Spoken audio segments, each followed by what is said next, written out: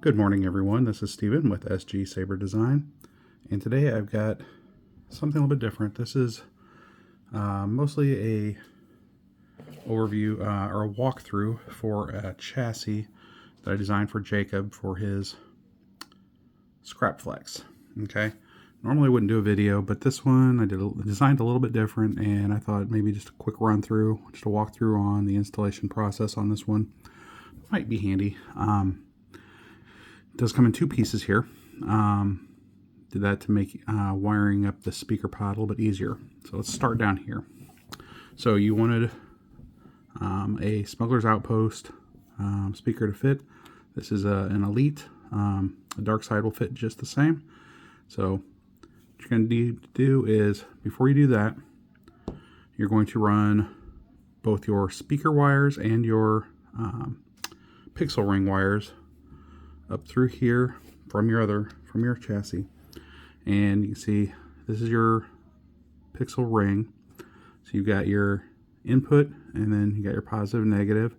So you can just stick this onto this little post here, and probably won't even need glue. I did kind of a it's a bit thicker at the bottom than at the top, like a triangle type, so it kind of will just wedge down.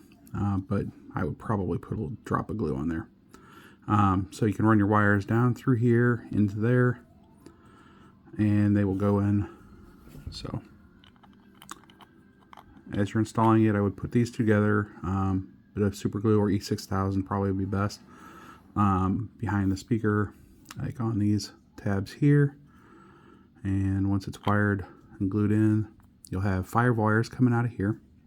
I would suggest 30 gauge. This is just a sample. This is 5 wires, 30 gauge wire that I cut off from something else I was doing. So if you had that coming out here, going through the bottom here, and if you push that through there, it will come right up to where your Profi board's going to sit. Okay, I'll kind of pushed the battery down a little bit and gave you a lot of extra room for wiring. Just thought that'd be the best way to do this. So you can run those up there. Then you're also going to take like a 22 gauge piece of wire here down through. You can see there's a hole on this side. Run that down there, and a pair of tweezers. You can see it's down here. Just pull that through, and you're going to solder on to your negative spring. I'll pull that out of there. So your negative spring is going to sit down in there, E6000 under that. Once you've got that soldered in, your positive tab, you're going to solder your positive wire kind of straight out from like right about here, right at the very back. So you can see there's a hole right here. So once you've got that soldered, you're going to use some E6000 to glue that up there with that wire. Will come out through this hole right here. So then you can solder that on to your board or to your switch, as whatever you're gonna do. Kill switch goes right here, and you'll have full access to it over there. Now you've got a hole up here that'll get to your emitter PCB. This hole is designed to hold either a CC Sabers V3 lit PCB or a stock V4, or stock V3 would work too. But if you've got one of those, the pre-wired, I think 89 Saber style, you will have to sand that down a bit to make that fit. But it can go in there. You might have to sand the inside of this as well. So I left this open area right here for your switch wires. No, you don't have this section drilled out yet. Ready? So once you do that, you're going to drill. All you need is a fairly small hole to get your 3 switch wires in there. So you're going to do a 2 switch. Wherever you want that. And hopefully that will line up with that hole. If not, just drill a new hole into the chassis up there. It's not going to be hard to do. But I set it up so that your Profi board is going to be up towards in line with this eye. It fits fairly tight. But once you've got it wired, you're definitely going to want to do one of 2 things. either take some E6000 and just kind of, what I would do is with my finger, just rub it into, this section in here. Do not put it in here because once you push this in, it's very tight fit and it's just going to push that E6000 right up into where your blade's going to be, which you don't want. Or the other option would be to loosen this, and on this side or somewhere, anywhere, drill a hole, tap it, and then run in a grub screw to tighten onto that. That is up to you. I don't think it's really necessary to do a grub screw. If you do a little bit E6000 just kind of rubbed into that and then put in there, after about 24 hours, that's not going to move again. Like I said, it fits pretty tight, but you don't want to do any of that until you've got all these pieces here kind of stick inside your blade diameter right now. So you can't put a blade into this just yet.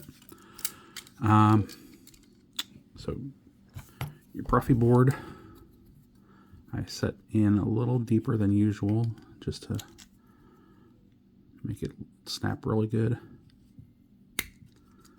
So that snaps in nice and tight. You won't need any kind of glue on that. You should be able to get to your card just fine and to there. But that's really all there is to it. So as you're putting this together, before you do any gluing or anything like that, you're going to want to run your switch wires, get them in and down through this hole, or up through this hole and out through that hole, whichever one you want to do, before you do any gluing, because you won't want to try and do that after it's glued. If you have any questions on anything you need to do with this, please feel free to give me a message. Send me a message. Did not go over this yet, but I'm going to include these 3 brass rods. Bit of super glue on each one of these, and they will stay in there. And then just a touch of super glue on each of the brass rods, and maybe a little bit down around the edge. There is an area for wiring, but you put these on, and if you hold that, they should hold it perfectly lined up. But put super glue, and that's going to be solid on there once you're done. So once that's done, you can put your